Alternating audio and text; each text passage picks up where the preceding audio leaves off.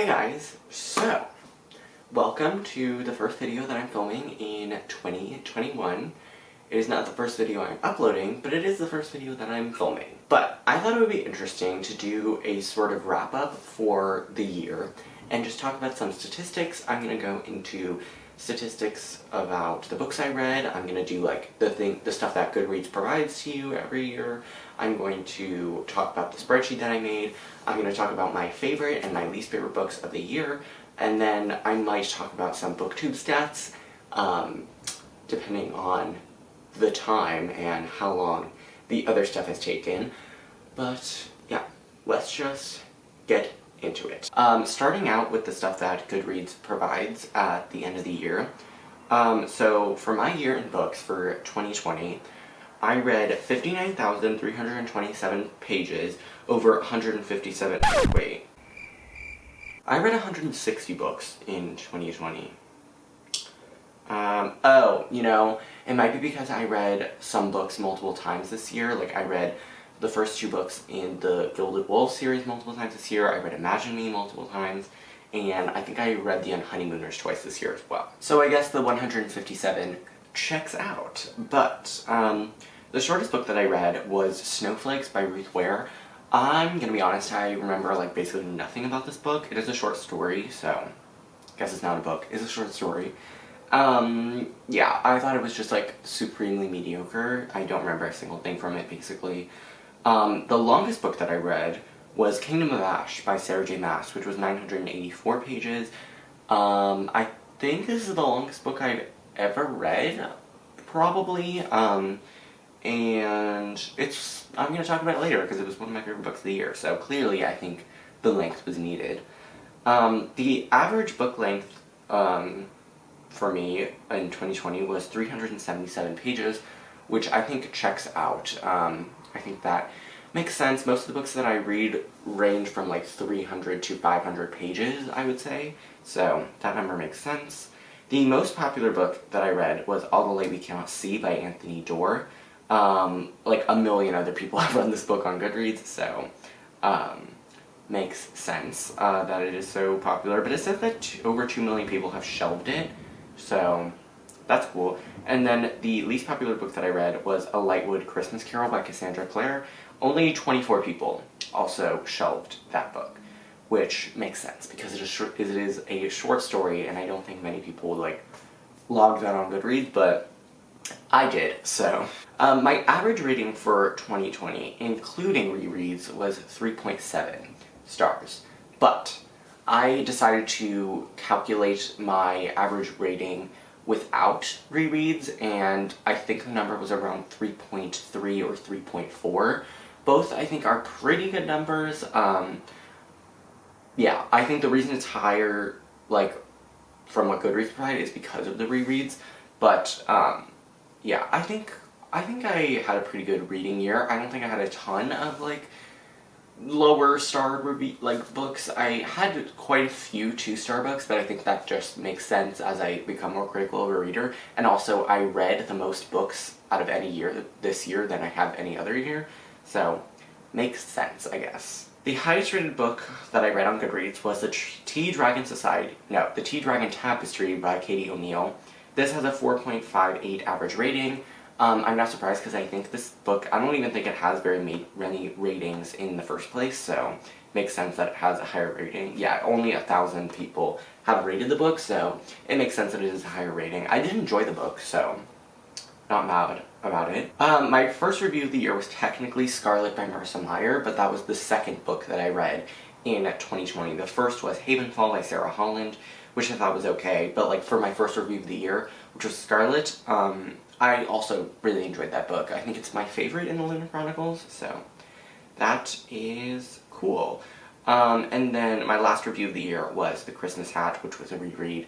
And yeah, I love that book. It's one of my favorite books from childhood, so yeah, that is cool. So that is it for what Goodreads provides to you at the end of the year. Now I'm going to take a look at the spreadsheet that I kept throughout the year. I started using this back in 2019, but I was actually using it throughout the year in 2020. I'm actually going to put a link to the spreadsheet in the description box below if you want to kind of use it as a template for stuff, and you can add in your own variables if you want, or stuff like that. I'm actually going to move over a little bit, I'm going to move here. I'm going to move over a little bit so that you can see the spreadsheet and just look at it as I talk about it. So, basically how I organized it was I had the title of the book, the author, the genre, whether it was adult or YA, whether it was fiction or nonfiction. I put my rating, the author's gender, and then the author's nationality/race. So if I didn't know the author's race, I just put their nationality, but also some of the stuff, like, the authors may have been born in America, but I put their race. So, I don't know. I just wanted to see, like, the ratio of, like, how diversely I was reading and stuff like that. So, anyway, for genre, I read 59% YA, which makes sense. I read mostly YA books. Obviously, and also, I feel like I knew that. But I actually read 29% adult books this year, which I think is definitely an upgrade. I think I only read like 10% adult in 2019, so I think the 29% this year is an upgrade for sure, and I was actually quite surprised by that because I didn't realize I had read that many adult books, but that is quite interesting. The reason it does not add up to 100 is because for some I put either middle grade or children's or picture book, depending on what they were, so the rest of the stuff was probably either like middle grade or children's or middle grade, and some stuff did I even put a genre for some stuff? Yeah, I put a genre for everything, but yeah, okay, anyway. So, for fiction versus nonfiction, oh my god, this is so sad, I read 96% fiction and 3% nonfiction. Again, the reason that doesn't add up is because for some things, I didn't even, put fiction versus nonfiction for some reason. I don't know. Yeah, that's why it doesn't add up, because I read, 1%. I didn't even put a, thing for some reason. But I would say realistically, I read 97% fiction and 3% nonfiction.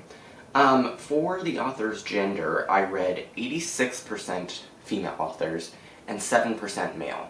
The reason that doesn't add up is because I read some books where there were multiple authors and one might have been male, one might have been female, or I maybe read an anthology, I don't know, but for some, that's why it doesn't completely add up. But, yeah, I'm not really surprised by that. I know I read mostly female authors. It's not a conscious decision, obviously, but I think there's just majority female authors in YA and just fiction in general, so I think just because of the nature of what I read, that is why it is mostly female. So yeah, and then I didn't even calculate the author's race/nationality because I put American or British or Scottish, and that's white, you know?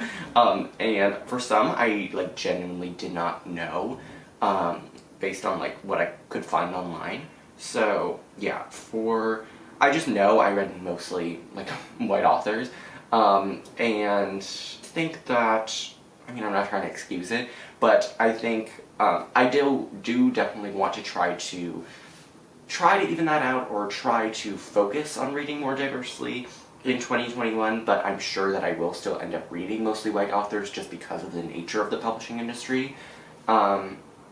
So, yeah, that is kind of disappointing that I didn't read that diversely, but as I'm scrolling, I did read, pretty diversely. I would say 40% of the books that I read, maybe 30, were not white authors. So, I'm gonna take that, but I will definitely try to read more diversely in the new year. So, now that I have finished with the statistics, I'm gonna get into the main part of this video, which is my least favorite and favorite books of 2020. So, I'm going to start with my least favorite books of the year because I want to get them out of the way. I'm not going to go super in-depth with the plot because I don't like talking about books that I haven't read or that I didn't like.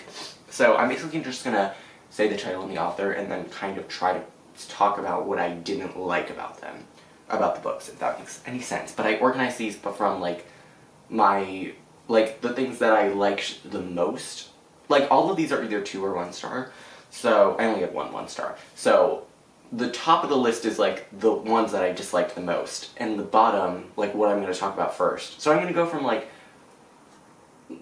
most liked the most to liked the least, if that makes any sense. So at number 1 I have The Kiss Quotient, or technically number 10, I have The Kiss Quotient by Hoang. I'm sure this is surprising because I have a whole rant review of this book on my channel, but I didn't hate the book, especially since now I have like good memories of it because I did that video, which I was actually pretty proud of. So yeah, I didn't hate it. I just thought the plot was friggin' crazy and just not realistic at all, and I just didn't like the book. It's not something that I hate. It's like more of like a 2.5, 2.75 out of 5. It's not horrible, like I don't have a vengeance towards it. It's just, it's like the least, it's the most enjoyable out of my least favorites, if that makes any sense. Number 2 I have Fangirl by Rainbow Rowell. I just didn't like this book. I think I just don't like Rainbow Rowell's books unless, like I don't like her contemporaries. I just don't. Eleanor Park is like one of my least favorite books of all time, and Fangirl I just really didn't like. I don't like the way that she writes contemporary. I don't like her characters. I'm not the biggest fan of her writing. I used to think it was pretty okay, but now that I've read more, it's just very average, and I'm just not the biggest fan of her contemporaries. So yeah, I know that's kind of an unpopular opinion, but yeah, I'm just not the biggest fan. Number 3, I have Leah on the Offbeat by Becky Albertalli.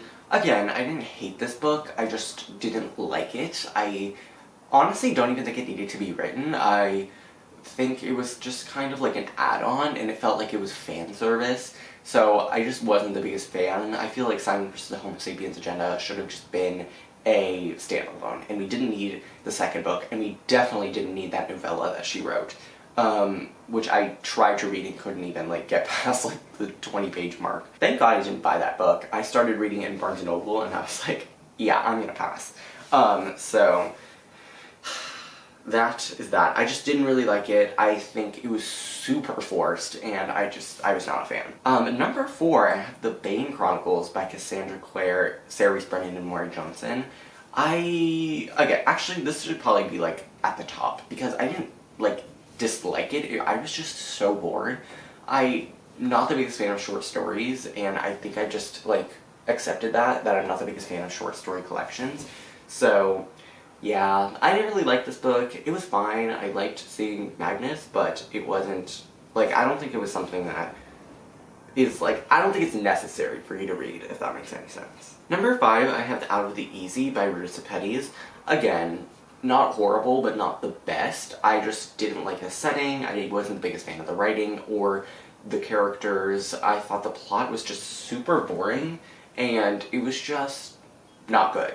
So yeah, I was not a fan of that. Same with The Beautifully Foolish Endeavor. I feel the same towards that as I do about Leah on the Offbeat. An Absolutely Remarkable Thing should have been a standalone. We didn't need the sequel. I don't think the sequel added anything. I thought the plot was pretty boring, and I didn't like what happened with the characters. The writing is fine. Like, I would read another Hank Green book, but I just don't like what he did with the characters or the plot very much. So that's that. Number 7, I have People Kill People by Ellen Hopkins. I have not thought about this book like once since reading it.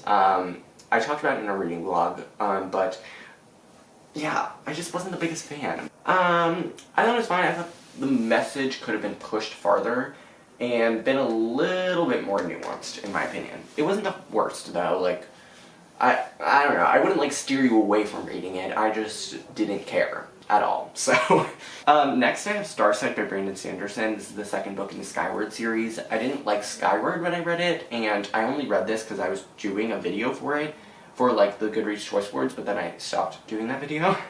And I just really didn't like this book. I didn't like it. I didn't like the characters. And the characters are fine. I didn't like, the writing was okay as well. I just didn't like the plot. I didn't like the setting. It was just, I don't know what it is about this series, but I just don't understand why people like it so much. Also, if you hear noise, it is, I think it's my dad on a phone call, I don't know, but I apologize for that if you can hear it. But I just didn't like the series, and I'm not going to continue on. Next, I have The Initial Insult by Mindy McGinnis. I got an arc of this. I didn't like it. I thought it was bad. Yeah, I just didn't really like anything about it. I thought it could have been way better with the premise that it had. And then number 10, I have The Pearl, which is my least favorite book of the year. Technically, I did read another book. I don't know why I put it in quotation marks. I did read another book, but I didn't put it on Goodreads just because I didn't want this to be on my Goodreads, and that was Lord of the Flies. I hated that book. It's my least favorite book ever, and I read it for English this year, but I read The Pearl for English last year, and, well, when I mean this year, I mean like my sophomore year. I read The Pearl for freshman year, but I did read it in 2020. And I just didn't like this book. I didn't understand the point. I thought it was way too short, and it didn't have a purpose. It just took a lot for me to get through that book, and it was like 6 chapters, so not a good sign. But now that we are done with my least favorite books, we are going to move into my favorite books of 2020, and I'm very excited to talk about these. So, I arranged this from, like, the best to, these are all 5 stars. These are all the 5 stars that I gave in 2020. And these do not include rereads. So, yeah, but I have organized it from, like, it's a numbered list, so from 10 to 1. Number 10, I have All the Light We Cannot See by Anthony Doerr. I have a reading blog, well, it was in my Vlogmas blog, and this book follows a young French girl named Mary Laure, who, at a very young age, becomes permanently blind, and her dad is, like, the best. He doesn't let that stop her. He creates books in Braille. He will take her into the city, spin her around, and tell her to find the way home. He builds this miniature of the city for her, but then the Nazis invade, and they have to flee to a nearby walled city. The other character we follow is Werner, who is enlisted into a Hitler Youth program, and we follow the trials and tribulations of that, and where his alliances lie, and how he feels about everything, and yeah, so and then there's this subplot with this jewel that I don't want to go into because I was surprised while reading it, and I feel like that was better. I really loved this book. It is not, like, again, it's not my favorite of the year, but I really, really loved it. It has definitely stuck with me. I think about it quite often, and it is just, like, so beautifully written. It is the best writing I've read all year. I think it is so lyrical and, like, beautifully detailed, and I just really, really, really enjoyed my time reading it. I think it is, like, again, like, a very beautiful book. Number 9, I have Winter Garden by Kristin, which is another historical fiction. Technically, it's kind of historical fiction. But this book we follow 2 sisters named Nina and Meredith, and when they were younger, their mother would always tell them this Russian fairy tale, but then something happened that made her swear to never tell it again. But then, as a sort of tragic event has happened to their family, they learn more about this fairy tale and more about their mother along the way. I really enjoyed this book. I thought the writing was really fantastic. I did not love the first 200 pages, but the last 200 pages, and especially the last couple of chapters, and the epilogue, baroque me. So, yeah, I think this book is definitely deserves high praise, and I think it is, like, just fantastic. Number 8, I have Chain of Gold by Cassandra Clare. I'm going to do a full in-depth review of this soon, so yeah, I'm very excited about that. But this follows the main character's children, the children of the main characters of the Infernal Devices. And I can't really talk about it because of spoilers, but it is, like, one of my favorite Cassandra Clare books, if not my favorite. It's definitely in the top 3. I loved this book. I think it is, again, one of her best. It has the most characters that I like of any of her books. I am so excited to see what happens in Chain of Iron. I will be doing a full reading vlog / review of Chain of Iron when it comes out, so look out for that. But I loved Chain of Gold, and I'm so happy that I got around to reading it this year. Number 7, I have Salt of the Sea by Ruta Sepetys. This is another historical fiction, and in this book we follow 4 main characters who are each from different countries in Eastern Europe, and they all end up on this ship called the Wilhelm Gustloff, which is slated for doom.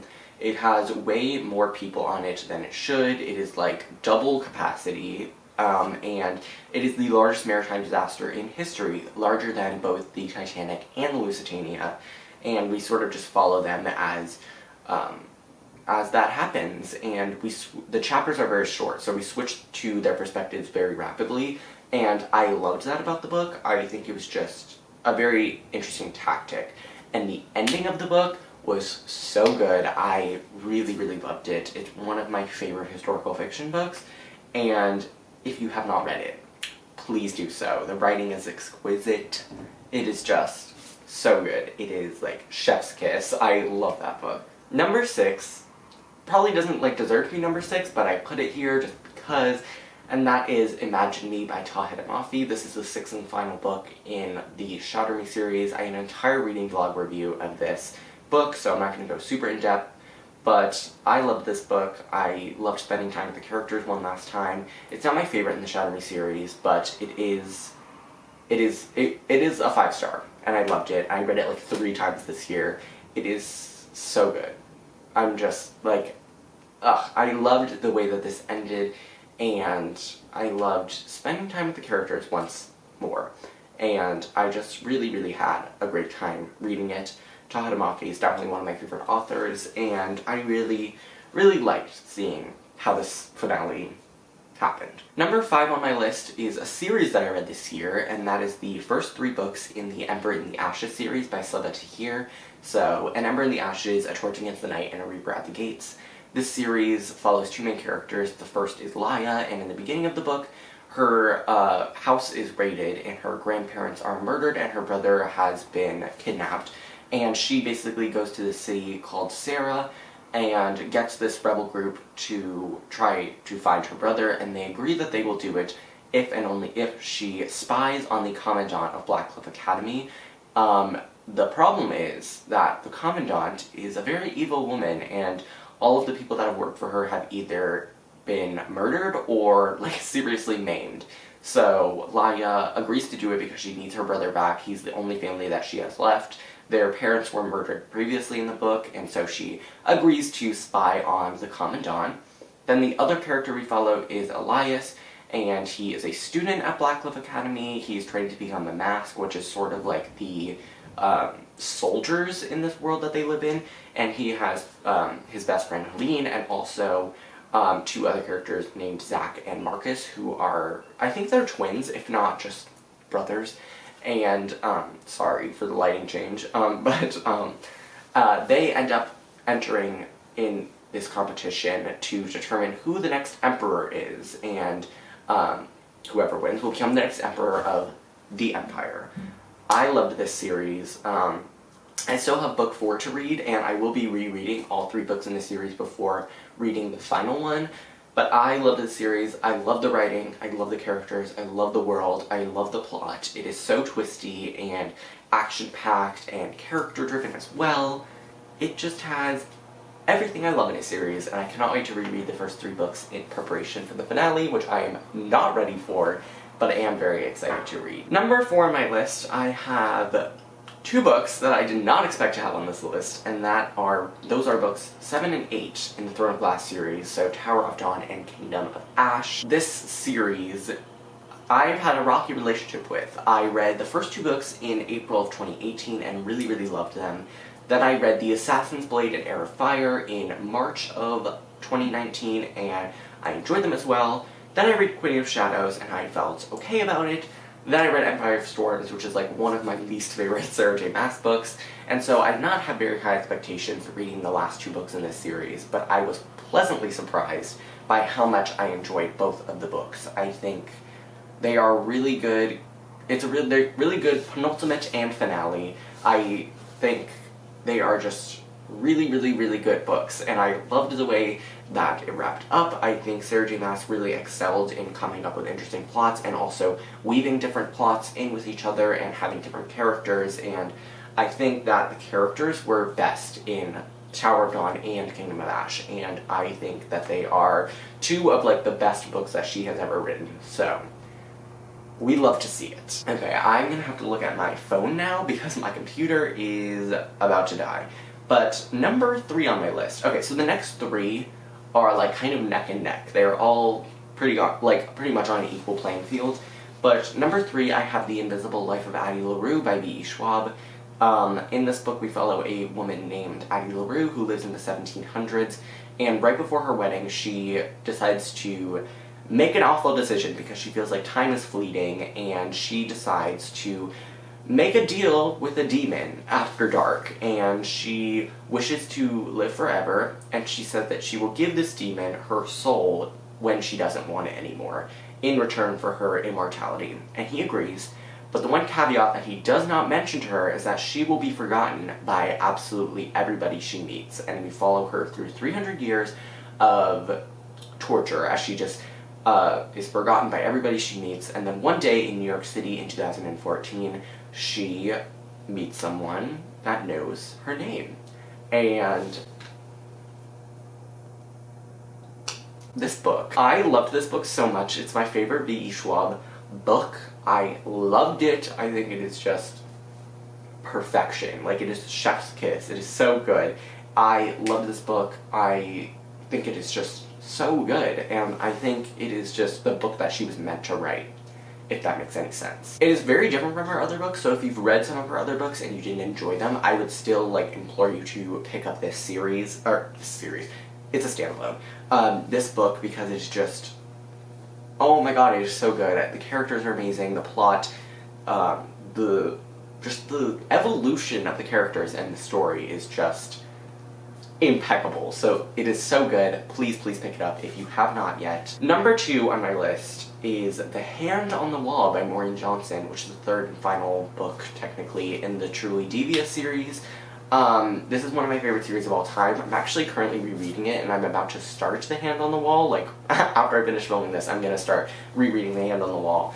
And this series is so good, and in it we follow 2 timelines. The first is on April 13th, 1936, where this tycoon named Albert Ellingham has created this school, and he wants it to be like a game because he thinks learning is a game. And so he creates this school called Ellingham Academy in the mountains of Vermont, and one day he receives a letter from someone named Truly Devious and is listing ways of murder. And then a couple of days later, his wife and daughter go missing. Then, a little while after that, his wife's body is discovered, but his daughter is never seen again. Then and then also a student at Ellingham Academy has gone missing as well. Then in the present day, we follow a main character named Stevie Bell, who has been enrolled in Ellingham Academy, because you can be enrolled in Ellingham if you have like a prodigy. If you are a prodigy, if you have like a thing. So some people get accepted for being great artists, or there's a novelist, and there's a mechanic, and there is a musician, and an engineer, or like a computer person there. And Stevie has been accepted because she is a true crime aficionado. She's obsessed with true crime, and she is accepted because she wants to figure out who done it. And while she's there, another student is murdered at Ellingham, and it is deemed an accident, but she thinks that it was purposeful and that it was murder. So she basically is trying to figure out these 2 mysteries. It's a trilogy. The mystery carries through all 3 books, and this is the final one, so we get all the answers. I loved this book so much. I think it is like one of the best finales that I've ever read. I loved it. I think it answered all my questions, and I loved, especially now that I've reread books 1 and 2 after knowing what all the answers are, I love the way that she crafted this mystery, and just like, I understand why this person was the murderer, and why this other person was like the reason for the kidnapping, and like what happened, and just all of it was so amazing. The ending of this book, I still think about it all the time, because I just, oh my god, like, not even like the solution to the mystery, but like there's a part of the ending that is just so good. And like the first chapter of this book is like, it takes place in the past, It is, like, mind-blowing. Like, I did not expect it at all. This book is just full of twists. I cannot wait to reread it. Like, I'm literally about to sit down and reread it after filming this video, but it is so good. This and the next book that I'm about to mention are, like, really vying for that top spot. And maybe after I reread The Hand on the Wall, I might be like, I should have put it at number 1. But for now, it is at number 2. I loved it so much. Please, please pick up this series if you have not. And then number 1 on my list is, drumroll please, The Nightingale by Kristin. I cried about this book on camera. It is probably my favorite book of the year. This, and as I said, The Hand on the Wall and Inviisble by Addie LaRue are pretty tied. But I think right now this is my favorite.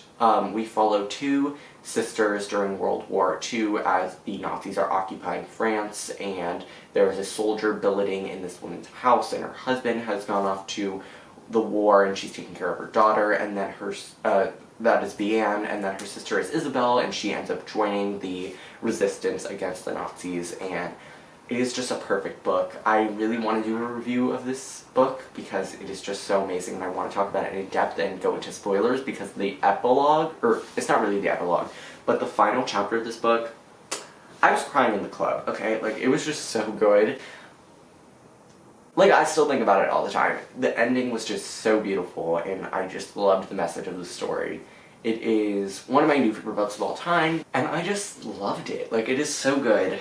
Please, please, please, please, please read this book if you have yet to do so. Oh, I did want to just talk about my, like, 3 most viewed videos, and then the one that I got the most comments on.